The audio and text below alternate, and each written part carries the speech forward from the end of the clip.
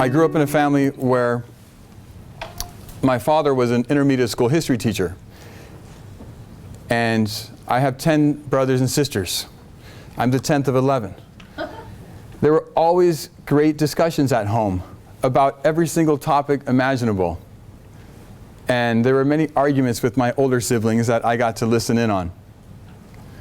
Whenever I needed help in history, I thought I could go to my dad because he teaches history, and possible that I wouldn't have to work so hard.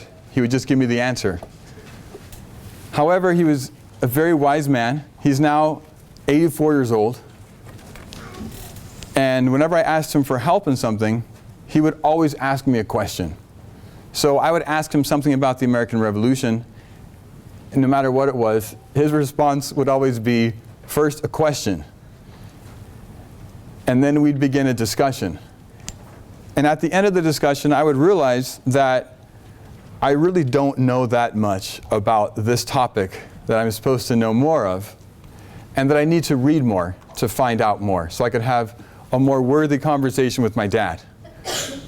And he would always approach the topic with the words, "John, this is what I know, kind of, but I'm really curious about what you think." And so this was from the age of about 13 and older when he would have this type of approach. Younger, he wouldn't torture me that way. So I became intrigued to learn more about history, and I was interested to have conversations like I was having with my dad, with others. I also didn't realize that most young boys didn't grow up in families like this, where they spoke to their dads about history, or in our age today, where they speak to their dads about anything. So I was extremely blessed. I have been teaching for 22 years, ever since I graduated from University of Redlands. For 4.5 years, I spent in Czechoslovakia in the 90s, and that's where my wife's from. So I began living there after the communists fell from power, but still, when the people were still voting in about 20% of the government who were still communists. And the Czechs were extremely eager to speak to Americans about every possible subject. And I taught English there during this time to adults, children, preschoolers, and business executives. It was very surprising to me and enjoyable that every topic was possible to discuss without offending anybody.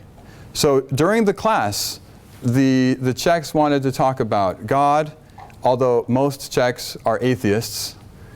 They were interested to talk about religion, about anything, abortion, anything that you have to maybe tiptoe here in the United States.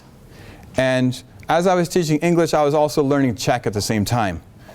So my favorite approach to learning Czech would be to make friends with other men and to hang out with them and talk about history, politics, and religion. As a teacher and as a father and as a creator of curriculum, I try to live the call that we hear in Matthew 5, which is, "Be holy as your heavenly Father is holy." It's a tough call that Christ gives us, but I feel that when we're teaching history to kids ages 12 and above, it's not enough just to give them one perspective, the perspective that we believe to be correct. It's a great disservice to them.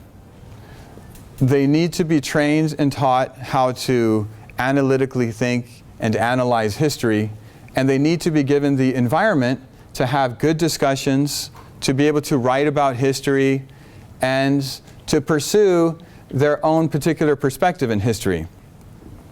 There's a few books here that inspired me academically. One is by Carl Gustafsson, A Preface to History. In my master's studies in history, this taught me the different ways that all historians analyze events in the past. History is cyclical, so once you learn these certain ways that you can look at the past, it's very easy, or it's easier to understand current events. The other book by Jacques Barzun, The Modern Researcher, taught me how important it is when creating a good argument to take my time, to do good research, and also to demand that of the young students that I have, ages 12 or 13 and older. I wrote this curriculum because there is a lack of critical thinking education in history.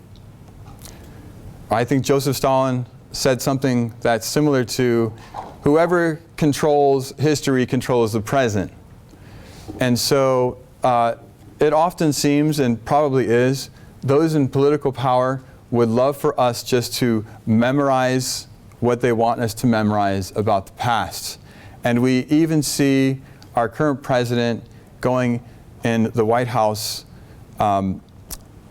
website on the history of past presidents, going in and changing certain key elements of how we should interpret the New Deal, for example, or any type of large governmental programs. Changing the words and also changing the history and interpretation of it.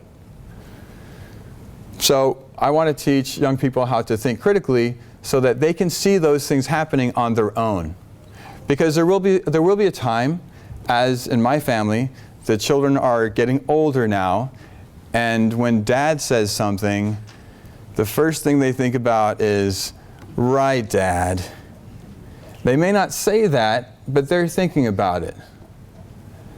They want to go off on their own and discover on their own what they think. So while we have them in their young minds and they're next to us, we can give them these great tools of historical analysis. So when they are on their own, they will be able to figure things out. And maybe later, when they're 30 or 40, they'll realize, I guess Dad was kind of right. Or I'm really glad he taught me how to think well.